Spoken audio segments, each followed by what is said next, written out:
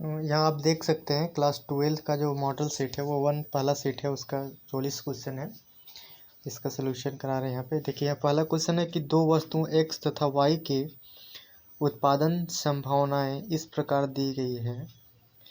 x वस्तु का 0, 1, 2, 3, 4, 5, 6, 7, 8, y वस्तु का 10, 8, 9। यहाँ पे क्या है कि जो उत्पादन संभावना जो हमारा वक्र है वो उसका आकार कैसा होगा वो बताना है। तो यहाँ पे अगर हम इसका ग्राफ बनाते हैं इस तरीके से बनेगा। देखिए यहाँ पे फर्स्ट पे कि यानी कि उत्पादन संभावना वक्र में क्या होता है कि 10 से कितना हो गया 8, यानी कि 2 का कमी हुआ और 1 बढ़ा, यानी कि यहाँ पे अगर उत्पादन अगर अवसर लगाते तो लॉस ऑफ आउटपुट और गेन ऑफ आउटपुट होता। तो यहाँ पे 2 का हानि हुआ है और प्रॉफिट यहाँ पे कितना हुआ 0 से 1, 1 है, यानी कि कितना आंसर आएगा 2। और इसके बाद दूसरा में 1 से 2 हुआ और नीचे 8 से कितना हो गया 6, यानी कि 2 का लॉस हुआ फिर 1, यानी कि हमेशा क्या है ये 2 का डिफरेंस जा रहा है, यानी कि ये कांस्टेंट है। अब यहाँ पे यानी कि बोल सकते हैं इसका जो ग्राफ है वो कुछ इस प्रकार से बनेगा, यानी कि कैसा हमेशा। तो ये क्या कहलाएगा कि ये इसका आंसर क्या हो जाएगा, ऋणात्मक ढाल तथा एक सरल रेखा प्राप्त हो, इसका आंसर क्या हो जाएगा सी हो जाएगा। अगर यही इसमें अगर ये वृद्धि होता है अगर बीच में तो जैसे कि इस तरीके का ग्राफ रहता है, अगर 0 पॉइंट मान के लिए 5 है, फिर 0.1 हो गया, फिर 2 हो गया, फिर 3 हो गया, यानी कि अगर वृद्धि होता है तो इसका आंसर क्या हम मारते ए। लेकिन अगर ये क्या है कांस्टेंट है तो इसका आंसर क्या हो जाएगा सी हो जाएगा, पहला का सी। दूसरा का निम्नलिखित में से कौन सा अर्थव्यवस्था की एक केंद्रीय समस्या है, यानी कि कौन सा ऐसा जो अर्थव्यवस्था की केंद्रीय समस्या है। तो क्या बचत हो, क्या निवेश हो, ये क्या अर्थव्यवस्था केंद्रीय समस्या नहीं है। क्या उपभोग, इसका आंसर क्या होगा डी, यानी कि किसके लिए उत्पादन किया जाए, क्या उत्पादन हो, उत्पादन कैसे हो, ये सब हमारे क्या अर्थव्यवस्था केंद्रीय समस्या है। तो दूसरा का आंसर क्या हो जाएगा मेरा डी हो जाएगा। तीसरा, अर्थशास्त्र में शब्द व्यष्टि तथा समष्टि का प्रयोग सर्वप्रथम किस अर्थशास्त्री ने किया गया था। तो ये रैगनर फ्रिज के द्वारा 1933 ईस्वी में किया गया था। ओस्लो यूनिवर्सिटी के ये प्रोफेसर थे। उसके बाद ही उन्होंने माइक्रो शब्द और माइक्रो 2 शब्द इकोनॉमिक्स में जोड़े थे।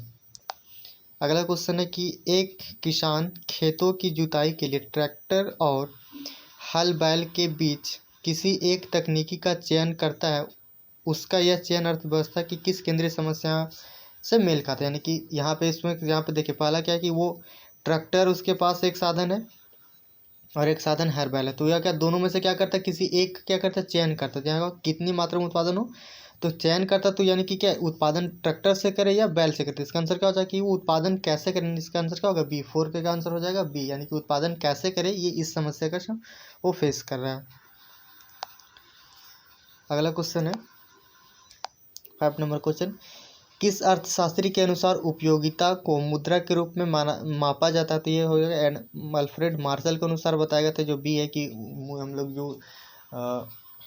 जो क्या बोलते हैं उपयोगिता को मुद्रा के रूप में माप सकते हैं। और बाकी अगर डायरेक्ट अगर पूछेगा उपयोगिता को हम कैसे मापते तो उसका आंसर आप यूटिल्स मारिएगा या यूनिट रहता है या यूनिट तो वो आप मार सकते हैं। लेकिन अगर अल्फ्रेड मार्शल के अनुसार पूछे तो आपको ये मारना है मुद्रा के रूप में। अगला क्वेश्चन है, एक व्यक्ति 4 गोलगप्पे का उपभोग करता है, 6 नंबर क्वेश्चन उपभोग करता है, उसे प्रत्येक व्यक्तिगत इकाई से क्रमशः 15 यूनिट, 12 यूनिट, 10 यूनिट, 8 यूनिट उपयोगिता मिलती है। तो 4 गोलगप्पे को उपभोग करने से उसे कुल उपयोगिता कितनी मिली, यानी कि पहला यूनिट से उसको मिला है 15, दूसरा यूनिट का जब उपभोग करता है तो वो कितना 12, तीसरा से 10 और चौथा से 8 मिलता है। तो चौथा से 8 मिलता है तो टोटल उसको कितना 15, 12 और 10 ये टोटल ऐड करेंगे हम तो कितना का 45 आ जाएगा। कितना जाएगा 45, इसका आंसर क्या हो जाएगा सी। यानी कि उसको टोटल जैसे पहला यूनिट से उसको 15 यूनिट उपयोगिता मिला, दूसरा से 12, तीसरा से 10 और चौथा से 8, तो टोटल उसकी उपयोगिता कितनी हो गई 45, 45, इसका आंसर क्या हो जाएगा सी। अगला चलते हैं, दो वस्तुओं रसगुल्ला और गुलाब जामुन, दो वस्तु रसगुल्ला और गुलाब जामुन के लिए बजट रेखा ए बी को निम्न रेखा चित्र से दर्शाया गया है। देखिए अगर यहाँ पे ऊपर जो हमारा वाई एक्सिस है उस पर से हमारा रसगुल्ला दिया गया जिसको हम यहाँ पे पी आर से बुक में दिया, यहाँ पे क्वेश्चन दिया उसको पी आर से रिप्रेजेंट किया गया है। और जो हमारा जो एक्स एक्सिस पे उसको यहाँ पे पी जी के द्वारा दर्शाया गया है। जबकि बजट रेखा में क्या होता है कि P Y upon P X होता है। तो पी एक्स एक्सिस पे क्या है पी आर, तो यहाँ पे क्या हो जाएगा P R upon P G, इसका आंसर हो जाएगा P R upon P G, यानी कि फर्स्ट ऑप्शन इसका सही हो जाएगा ए नंबर ऑप्शन 7 का। 8वां क्वेश्चन है कि निम्नलिखित में से कौन सी वस्तु की मांग को प्रभावित करने वाला एक कारक नहीं है, यानी कि किससे वस्तु की मांग प्रभावित नहीं होती। तो वस्तु की कीमत अगर बढ़ता है या घटता है तो उससे मांग प्रभावित होगा। जैसे टमाटर महंगा हो गया तो लोग उसका क्या डिमांड कम कर देते हैं। संबंधित वस्तु की कीमत, मतलब वही बात है, जो भी वस्तु अगर हम खरीदना चाहते हैं उसकी अगर मांग बढ़ रही तो भी नहीं होगा। उपभोक्ता की अगर इनकम बढ़ेगा तो भी लोग मांग को क्या करेंगे, बढ़ाएंगे। लेकिन साधनों की कीमत, इससे हमको कोई प्रोडक्शन, हमको जैसे अगर हमको बिस्कुट लेना है तो बिस्कुट में बनाने के लिए जो साधन लगते उससे नहीं लेना, हमको डायरेक्ट बिस्कुट से लेना है। तो इसका आंसर क्या हो जाएगा, डी ऑप्शन हो जाएगा इसका आंसर। कि कौन से कारक ऐसे हैं जो मांग को प्रभावित नहीं करते। तो साधन की कीमत से मांग के ऊपर प्रभाव नहीं पड़ता, वो साधन में प्रभावित होने से वो पूर्ति के ऊपर इफेक्ट पड़ेगा। 9 नंबर क्वेश्चन, यदि एक्स वस्तु की कीमत कम होने से वाई वस्तु की मांग कम हो जाती तो इन वस्तुओं के क्या कहेंगे। देखिए, अगर मेरे पास अभी जैसे अभी मार्केट में अगर मेरे पास 2 पेन है, पेन इसका नाम रखते हैं ए और नाम रखते हैं बी, दोनों का रेट 5 रुपये, ये भी 5 रुपये, ठीक है। दोनों पेन है और दोनों यानी कि प्रतिस्थापक वस्तुएं हैं एक दूसरे के, यानी कि दोनों एक दूसरे के जैसा ही। अगर ये नहीं होगा तो ये हम काम चला सकते। लेकिन अगर वस्तु ए का यहाँ पे बोला कि वस्तु एक्स की कीमत कम हो जाता है, अगर इसको हम 3 रुपये कर देते हैं तो लोग स्वतः इसकी मांग को क्या करेंगे, कम कर देंगे। क्यों कम कर देंगे, क्योंकि जो काम ये कर रहा वही काम ये भी कर रहा, पेन है, दोनों लिखने का काम कर रहा है। तो अगर हम इसका मूल्य कम कर देंगे तो लोग इसका डिमांड ज़्यादा करेंगे, तो ऑटोमेटिक इसका डिमांड क्या हो जाएगा, कम हो जाएगा। तो इसका आंसर क्या होगा, ये आपस में कैसे हो जाती है, प्रतियोगी वस्तुएं हो जाती है। या प्रतियोगी वस्तु अगर ये नहीं रहेगा तो आप प्रतिस्थापक वस्तुएं मार सकते हैं ऑप्शन में। पूरक वस्तु वो होती है, जैसे कि अगर चाय है और चीनी है तो चाय चीनी है क्या है, पूरक वस्तुएं। अगर यही होगा चाय और कॉफ़ी तो वो हो जाएगा प्रतिस्थापक वस्तुएं। 10 नंबर क्वेश्चन, यदि किसी वस्तु की कीमत में 5% की कमी होने से उसकी मांग की मात्रा में 8% की वृद्धि होती है तो मांग की कीमत लोच का मान क्या होगा। देखिए, इलास्टिसिटी ऑफ डिमांड पूछ रहा है, ईडी इलास्टिसिटी ऑफ डिमांड। तो यहाँ पे क्या होता है कि जो परसेंटेज चेंज इन डिमांड बटा परसेंटेज चेंज इन प्राइस। तो यहाँ पे देखिए, प्राइस में 5% कमी होने से मांग में कितना, 8, यानी कि 8/5 इसको करेंगे तो इसका आंसर क्या होगा, 1.6 आएगा। इसका आंसर क्या होगा, 1.6 आएगा। तो इसका ऑप्शन क्या हो जाएगा, ए नंबर इसका आंसर सही हो जाएगा 10 का। 11 है कि निम्न में से किस वस्तु की मांग लोचदार होगी। किस वस्तु की मांग लोचदार होगी।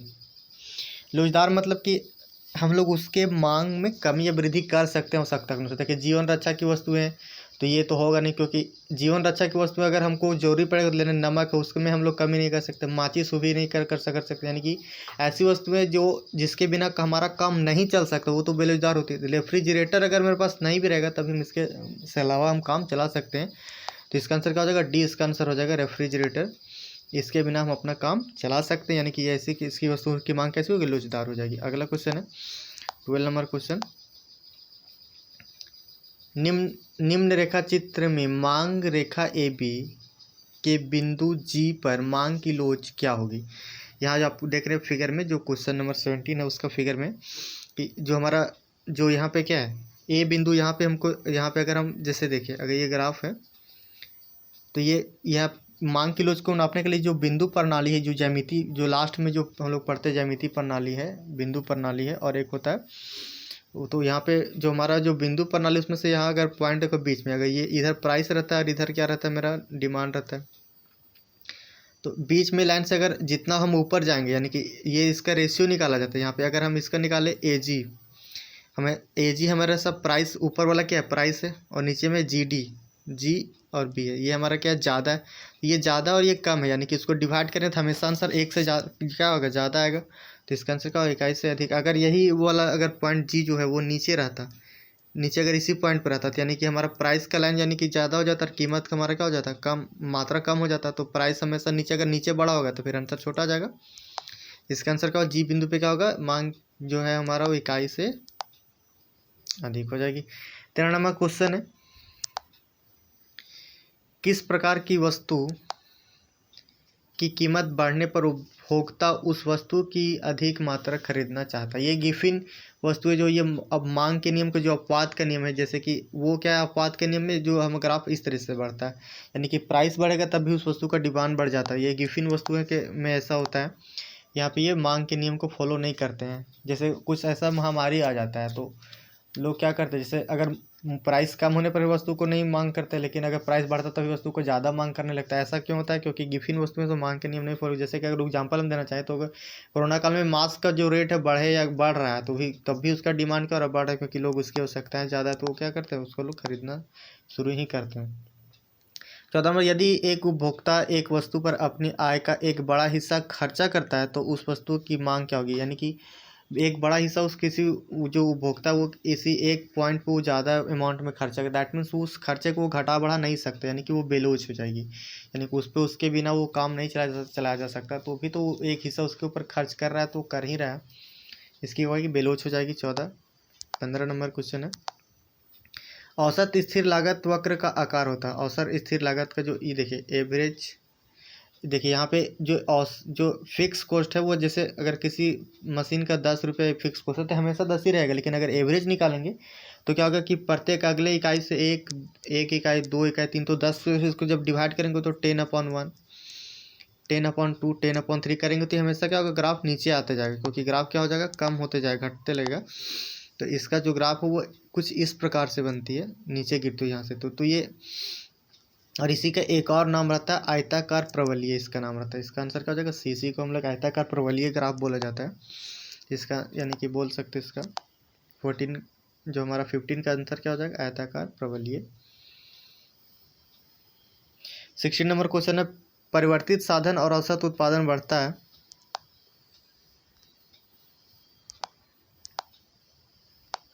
परिवर्तित साधन का औसत उत्पाद बढ़ता है जब सीमांत उत्पाद और औसत उत्पाद से अधिक होता है। देखिए यहाँ पे आप देख सकते हैं, ये जो हमारा ये फर्स्ट स्टेज वाला जो ग्राफ है, सेकेंड का ग्राफ है और ये थर्ड का ग्राफ है। जब सीमांत उत्पादन यहाँ से जब नीचे गिरने लगती तो यहाँ पे क्या है कि देखिए सबसे पहले क्या है कि परिवर्तन से औसत उत्पाद बढ़ता है। औसत उत्पाद बढ़ता है जब यहाँ सीमांत उत्पाद और औसत उत्पाद से, देखो यहाँ ये सीमांत का है और ये औसत का, यहाँ पे औसत वाला ऊपर चला गया नीचे, या फिर यहाँ सीमांत वाला नीचे आ गया, तो ये तभी तक बढ़ता है जब औसत उत्पाद जो है वो सीमांत उत्पाद जो है वो औसत से अधिक होता है।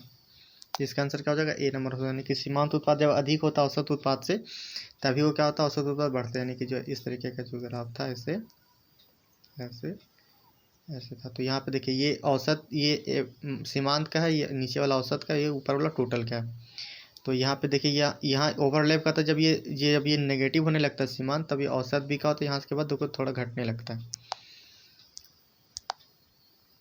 नेक्स्ट क्वेश्चन है,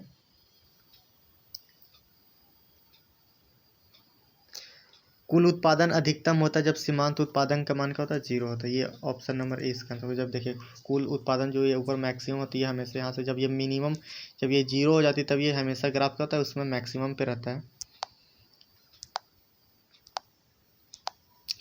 नेक्स्ट क्वेश्चन है 18 नंबर,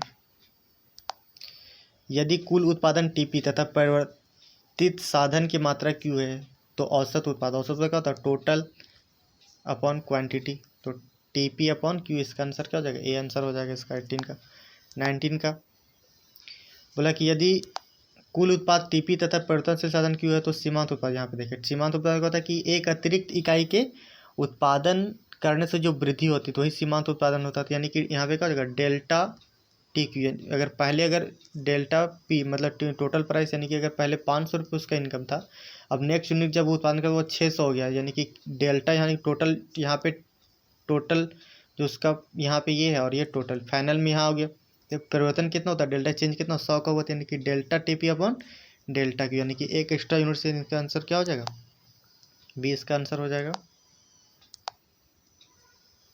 20 नंबर, जब औसत लागत सीमांत लागत से कम होती है तब औसत लागत, देखिए जब औसत लागत है वो सीमांत लागत से कम होती है तो औसत लागत क्या होती है? बढ़ती है। देखिए यहाँ पे आपको बता देते हैं कि औसत लागत जो है एवरेज कॉस्ट, यानी कि देखिए ये क्या है? मार्जिनल कॉस्ट, और ये एवरेज कॉस्ट, नहीं ये मार्जिनल कॉस्ट है, ये हमारा एवरेज कॉस्ट छपा गया था, ये हमारा है मार्जिनल कॉस्ट, ये है एवरेज कॉस्ट। या क्वेश्चन क्या करा कि जब औसत लागत सीमांत लागत से कम होता है, यानी कि देखिए जब औसत लागत, देखिए यहाँ पे औसत लागत ये है और सीमांत लागत ये है, दोनों जब इसका मतलब तो औसत लागत क्या होता है, बढ़ती। देखो यहाँ पे नीचे से क्या बढ़ती हुई जा रही है, यानी कि यहाँ पे क्या ज़्यादा कम है, तो यहाँ पे क्या होगी, औसत लागत सीमांत लागत से क्या होती है, बढ़ती। आंसर क्या होगा, 20 का ए हो जाएगा। 21 नंबर, परिवर्तनशील अनुपात के नियम को कितने स्तर में बात किया, जो अभी आपको बताए थे, परिवर्तनशील अनुपात का नियम, वृद्धि नियम, समता नियम, ह्रास नियम, जिसी को हम लोग आधुनिक समय में इस तरीके का जो ग्राफ बनता है ये वाला, तो ये है। तो ये हमारा, ये इसका फर्स्ट स्टेज में होता है मैक्सिमम, सेकेंड स्टेज, और इसका होता है third stage, first second third, यानी इसको 3 स्तर में बताया गया है। इसको आप लोग याद कर लीजिए, क्योंकि बिना बुक, जैसे कि जो 1 साल तक जो पढ़े हैं और आप लोग का मॉडल सेट पढ़िएगा तो थोड़ा सा तो अंतर आएगा। अगला क्वेश्चन, अल्पकालीन औसत लागत वक्र का आकार होता है, तो कैसे होते हैं, यू आकार की होती है। 22 नंबर हो गया। 23 नंबर क्वेश्चन, निम्नलिखित में से कौन स्थिर लागत का एक उदाहरण, स्थिर लागत का उदाहरण देखिए, कर्मचारियों का स्थायी वेतन, इसका आंसर, तो कि दैनिक मजदूरी, जितना हम ज़्यादा मजदूर लगाएंगे उतना हमको देना पड़ेगा, जितना बिजली बिल उठाएंगे उतना देना पड़ेगा। कच्चे माल का ब्याज, जितना हम लोग प्रोडक्ट बनाने में कच्चा माल यूज करते हैं, लेकिन जो हम कर्मचारी रखे हैं फिक्स वेतन वाला कि आपको हमेशा 10,000 का पेमेंट मिलेगा, तो ये क्या होगा, परिवर्तनशील, एक स्थिर लागत का एक उदाहरण हो जाएगा। अगला क्वेश्चन है, औसत लागत तथा सीमांत लागत आपस में बराबर होती है जब औसत लागत जो है वो न्यूनतम होती है या मैक्सिमम होती है या घटती है, तो इसका आंसर क्या हो जाएगा, डी, यानी कि जब हमारा न्यूनतम होती है, औसत लागत और सीमांत लागत आपस में बराबर तभी होती है जब औसत लागत क्या होती है, सबसे न्यूनतम होती है। देखिए यहाँ पे अगर हम इसको ग्राफ बनाते ये और ये वाला, देखिए दोनों एक दूसरे को क्या है, इस पॉइंट पे जब कटिंग करती है नीचे से इसको जब काटती थी, क्या जब यहाँ मिनिमम होती तो ये बराबर होती, उसके बाद ये हमेशा घटती बढ़ती रहती है। किसी वस्तु की प्रति इकाई बिक्री से एक उत्पादों को प्राप्त राशि कहलाती है सीमांत औसत, यानी कि एक एक्स्ट्रा यूनिट हम लोग करेंगे तो क्या होगा, सीमांत लागत उसको कहते हैं। देखिए कुल, अगला क्वेश्चन है कि कुल लागत टीसी, कुल स्थिर लागत टीएफसी, कुल परिवर्तनशील लागत टीवीसी में संबंध में कौन सा कथन सत्य है, यानी कि देखिए यहाँ पे ये हमारा टीसी बराबर होता है TFC, total fix cost plus TVC, तो ये फार्मूला था। अब इसको हम यहाँ पे अगर टीएफसी निकालेंगे तो टीसी माइनस टीवीसी हो जाएगा, इसका डी ऑप्शन इसका सही हो जाएगा।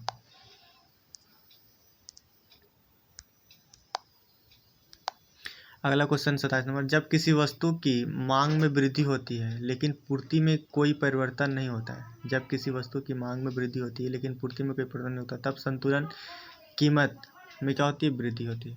देखिए यहाँ पे कैसे आपको बता रहे, जब किसी वस्तु की, ये हमारा ग्राफ बनता है इस प्रकार से, यहाँ पे क्या बोल रहा है कि मांग में वृद्धि हो रही है, सप्लाई कांस्टेंट है, ये डिमांड करेगा, ये डिमांड करेगा, तो अगर यहाँ से इसमें वृद्धि होता है तो संतुलन बिंदु यहाँ से भी क्या होता है, यहाँ से यहाँ चला जाता है, तो इसमें भी क्या होता है, वृद्धि होता है, तो इसका आंसर क्या हो जाएगा, बी हो जाएगा आंसर 28 का नंबर। यदि किसी वस्तु की मांग, डिमांड जब सप्लाई के बराबर हो जाता है तब ये क्या होती है, संतुलन की अवस्था होती है, इसका आंसर ए हो जाएगा 28। 29 नंबर क्वेश्चन है, किसी वस्तु का न्यूनतम समर्थन मूल्य बाजार मूल्य से क्या होता है, यानी कि जो न्यूनतम समर्थन मूल्य की जो सरकार है वो पैक्स वगैरह में आप लोग सुने होंगे, तो वो धान वगैरह क्या करती है, खरीदती है सरकार, तो वो क्या होती है, बाजार मूल्य से अधिक मूल्य पे इसलिए खरीदती है क्योंकि किसान को उतना घाटा ना हो, और वो सारा, क्योंकि ज़्यादा अमाउंट में भी अगर प्रोडक्शन करेंगे तो उनको बेचने की समस्या उत्पन्न ना हो, तो इसलिए क्या होता है, ये हमेशा जो है वो अधिक होती है। अगला क्वेश्चन है, निम्नलिखित में से कौन सा फलन पूर्ति के नियम को प्रदर्शित करता है, यानी कि जो सप्लाई है वो फंक्शन होता है किसका, प्राइस का, यानी कि प्राइस बढ़ेगा तो सप्लाई बढ़ेगा, प्राइस घटेगा तो सप्लाई घटेगा, इसका आंसर क्या हो जाएगा, ए हो जाएगा। एक मुक्त बाजार, मुक्त प्रवेश और निकास की स्थिति में पूर्ण प्रतियोगिता बाजार में संतुलन कीमत है वो क्या होती है। देखिए आपको बताए थे प्राइस जो है वो ए आर के बराबर हो जाती है मुक्त बाजार में, और ये आर एम आर के बराबर हो जाती है मार्जिनल कॉस्ट, तो मार्जिनल कॉस्ट प्राइस एक ही बात हो गया, तो यहाँ पे क्या होगा कि हमारा जो मुक्त बाजार, यानी कि बोल सकते हैं पूर्ण प्रतियोगिता की स्थिति में क्या होता है, प्राइस है वो ए आर के बराबर हो जाती है, यानी कि औसत, न्यूनतम औसत लागत के बराबर, इसका आंसर क्या हो जाएगा, बी मेरा इसका आंसर हो जाएगा।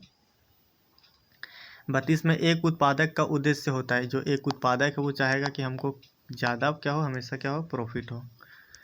33 नंबर क्वेश्चन है, अल्पकालीन पूर्ण प्रतियोगिता फर्म हानि प्राप्त करने के बावजूद उत्पादन जारी रखता है जब वस्तु की कीमत है वो सीमांत परिवर्तनशील लागत से अधिक या उसके बराबर हो, यानी कि ये वाला ऑप्शन सी नंबर ऑप्शन। जो अल्पकालीन पूर्ण प्रतियोगिता जो बाजार होती है AR/MR बराबर होती है, यहाँ पे हमारा ये मार्जिनल कॉस्ट जाता है और ये एवरेज कॉस्ट जाता है। तो यहाँ पे तब ये जब यहाँ पे दोनों जब बराबर हो जाते हैं दोनों एक दूसरे के, तो यहाँ पे तभी उत्पादन लोग करता है, यानी कि जो जो सामान्य लाभ जिसको हम लोग बोलते हैं, या यानी कि औसत लागत या उसके बराबर होता है। ठीक है। 34 नंबर में निम्नलिखित में से कौन पूर्ण प्रतियोगिता की एक विशेषता नहीं, यानी कि पूर्ण प्रतियोगिता की एक विशेषता नहीं है। तो वस्तु की मांग बेरोजगारी, ये इसकी विशेषता नहीं है। देखिए, क्रेता विक्रेता का अधिक संख्या, ये भी विशेषता। मुक्त प्रवेश यानी कि फ्री, इसमें से एग्जिट और इंटर करने का होता है। सरकार का कोई हस्तक्षेप नहीं होता है। 35 नंबर क्वेश्चन है, किस प्रकार की बाजार संरचना में किसी वस्तु का एक उत्पादक होता है। एक का अधिकार में केवल क्या होता है, एक ही अधिकार में, एकाधिकार में तो होता है एक ही उत्पादक रहता है और वही बेचता है। अगला क्वेश्चन, निम्नलिखित में से कौन सा कथन पूर्ण प्रतियोगिता और एकाधिकार में अंतर को व्यक्त करते हैं, यानी कि इसका आंसर बी हो जाएगा। देखिए, एकाधिकार पूर्ण प्रतियोगिता फर्म की तुलना में अधिक कीमत तय करता है और कम मात्रा की बिक्री करती है, सही है। लेकिन यहाँ पे ऑप्शन नंबर ए में क्या, एकाधिकार में पूर्ण प्रतियोगिता की तुलना में फर्मों की संख्या अधिक होती है, गलत हो गया। इस तरह से ABCD पूरा लंबा कौन पड़ेगा, सारा गलत है, केवल बी ही सही है। अगला क्वेश्चन है 37 नंबर की, एकाधिकार के अंतर्गत प्राइस तथा सीमांत लागत जो है वो किसके, यानी कि जो प्राइस है वो हमेशा क्या होता है, ग्रेटर होता है मार्जिनल कॉस्ट, यानी कि वो लोग जितना लागत लगा तो उससे अधिक मूल्य पर क्या करता है, बेचता है। यानी कि इसका आंसर क्या हो जाएगा, बी इसका आंसर हो जाएगा। किसका आंसर बी हो जाएगा, तो 37 का आंसर क्या हो जाएगा, B. Price is greater than MC marginal cost से बराबर होते हैं। निम्नलिखित में से किस बाजार संरचना में कीमत और सीमांत लागत में समानता पाई जाती है। तो कीमत और सीमांत लागत में, यानी कि ये हमारे क्या हो जाएगा, सी नंबर ऑप्शन है कि पूर्ण प्रतियोगिता में है वो प्राइस जो है वो AR बराबर MR हो जाती है। आगे चलते 39 नंबर क्वेश्चन है, एक विक्रेता को 5 रुपये प्रति इकाई कीमत किसी वस्तु को 60 इकाई बिक्री से प्राप्त कुल आगम की राशि क्या होती है। ठीक है, 5 इकाई बेच रहा है, 60 बेचेगा, तो टोटल कितना प्राप्त होगा, 300। तो इसका आंसर क्या हो जाएगा, 300। आसान क्वेश्चन है। उत्पादन कर में वृद्धि होने से किसी वस्तु की पूर्ति में क्या होगी, कमी होगी। उत्पादन टैक्स अगर बढ़ा देंगे तो उत्पादन टैक्स बढ़ जाएगा, यानी कि ज़्यादा हमको उत्पादन करने में खर्च पड़ेगा, तो प्रोडक्शन क्या हो जाएगा, कम हो जाएगा। अगर आपको नेक्स्ट चैप्टर का मतलब कि अगला सेट का चाहिए तो कमेंट कीजिएगा कि अगला सेट का चाहिए। इसका हम क्वेश्चन आज इतना ही रहता है, कल डाल देंगे। और चैनल पे नए हैं तो सब्सक्राइब कर दीजिएगा, लाइक कीजिएगा।